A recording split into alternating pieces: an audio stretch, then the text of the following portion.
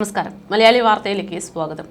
രാജ്യത്തെ നടുക്കിയിട്ടുള്ള അഹമ്മദാബാദ് വിമാനാപകടത്തിന് പിന്നിൽ പാകിസ്ഥാന്റെ കറുത്ത കൈകളാണോ അതോ തീവ്രവാദികളാണോ എന്നൊരു സംശയം ചില തലങ്ങളിൽ ബലപ്പെടുന്നുണ്ട്.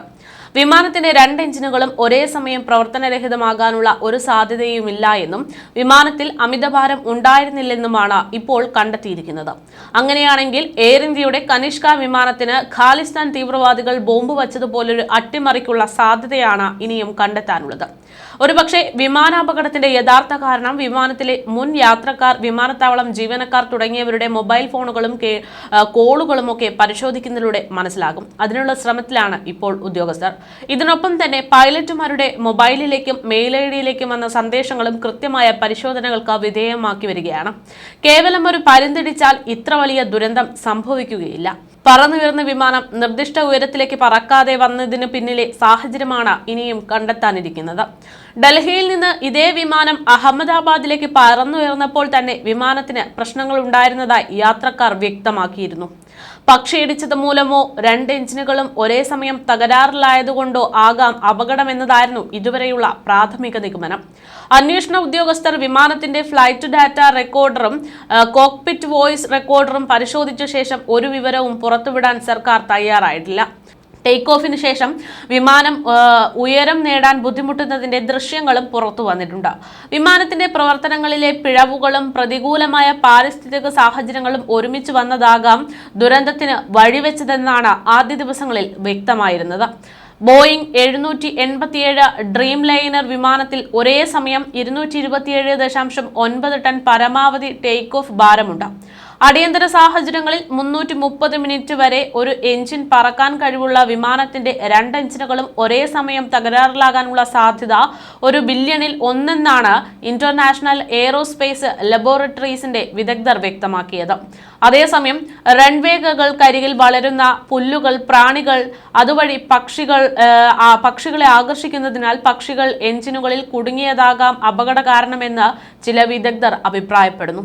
ജൂൺ 12-ന് അഹമ്മദാബാദിലെ സർദാർ വല്ലഭായ് പട്ടേൽ വിമാനത്താവളത്തിൽ നിന്ന് പറന്നുയർന്ന് സെക്കൻഡുകൾക്കുള്ളിലാണ് ഈ വിമാനം തകർന്നു വീണ് വലിയൊരു ദുരന്തമുണ്ടായത്. ടേക്ക് ഓഫ് നടന്ന 1 മിനിറ്റിനുള്ളിൽ വിമാനം നിലം പൊത്തുകയായിരുന്നു. സംഭവ സമയത്ത് 12 ജീവനക്കാരടക്കം 242 പേരാണ് വിമാനത്തിൽ ഉണ്ടായിരുന്നത്. ഒരു യാത്രക്കാരൻ മാത്രം ഈ അപകടത്തിൽ നിന്ന് രക്ഷപ്പെട്ടു. വിമാനം BJ മെഡിക്കൽ കോളേജ് ക്യാമ്പസിലെ ഹോസ്റ്റലിൽ ഇടിച്ച് തീപ്പന്തമായി പൊട്ടിത്തെറിച്ചു.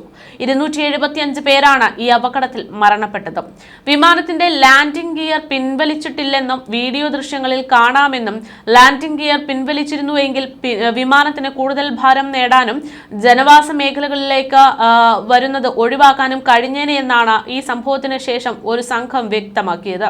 മുൻപും ഡ്രീം ലൈനർ വിമാനങ്ങൾക്ക് ബാറ്ററി അമിതമായി ചൂടാകുന്നതുൾപ്പെടെയുള്ള പ്രശ്നങ്ങൾ നേരിടേണ്ടി വന്നിട്ടുണ്ട്. എയർ ഇന്ത്യ വിമാനത്തിന്റെ അപകട സാഹചര്യം കൃത്യമായി പുനഃസൃഷ്ടിച്ച് അന്വേഷണ സംഘം പഠനം നടത്തി വരികയാണ്. വിമാനം നിയന്ത്രിക്കുന്നതിലുണ്ടായ പിഴവല്ല അപകടത്തിനിടയാക്കിയതെന്നാണ് നിഗമനം. ലാൻഡിംഗ് ഗിയറിന്റെയും വിംഗ് ഫ്ലാപ്പുകളുടെയും പ്രവർത്തനങ്ങളൊക്കെ വിലയിരുത്തിയപ്പോൾ ഇവയല്ല അപകടത്തിലേക്ക് നയിച്ചതെന്ന് കണ്ടെത്തിയിട്ടുണ്ട്. അതേസമയം വിമാനത്തിലെ 2 എഞ്ചിനുകളും തകരാറിലാകുമ്പോൾ മാത്രം പ്രവർത്തിക്കുന്ന അടിയന്തര ഊർജ്ജ സ്രോതസ്സായ വിമാനത്തിന്റെ റാറ്റ് അപകടത്തിന് നിമിഷങ്ങൾക്ക് മുമ്പ് പ്രവർത്തന സജ്ജമായതായി അന്വേഷണത്തിൽ സ്ഥിരീകരിച്ചിട്ടുമുണ്ട്. വിമാനത്തിന്റെ 2 എഞ്ചിനുകളും തകരാറിലായിരിക്കുക എന്ന സാധ്യതയിലേക്കാണ് ഇത് വിരൽ ചൂണ്ടുന്നത്. വൈദ്യുത തകരാർ, ഇന്ധനത്തിലെ മായം, എഞ്ചിൻ നിയന്ത്രണ സംവിധാനത്തിലുണ്ടായ അപാകത എന്നിവയെല്ലാം എഞ്ചിൻ തകരാറിന് കാരണമായിട്ടുണ്ടോ എന്നും പരിശോധിക്കുന്നുണ്ട്. 12 വർഷത്തിലേറെയായി ലോകമെമ്പാടും ഏകദേശം 1200 വിമാനങ്ങൾ സർവീസിലുണ്ടെങ്കിലും ബോയിങ് 787 ഉൾപ്പെട്ട ആദ്യത്തെ അപകടമാണ് അഹമ്മദാബാദിൽ സംഭവിച്ചത്. അപകടത്തിന് മുമ്പ് ഒരു എമർജൻസി പവർ ടർബൈൻ വിന്യസിച്ചതിനാൽ സാങ്കേതിക തകരാറാണ് സാധ്യമായ കാരണങ്ങളിലൊന്നായി അന്വേഷകർ ശ്രദ്ധ കേന്ദ്രീകരിക്കുന്നത്.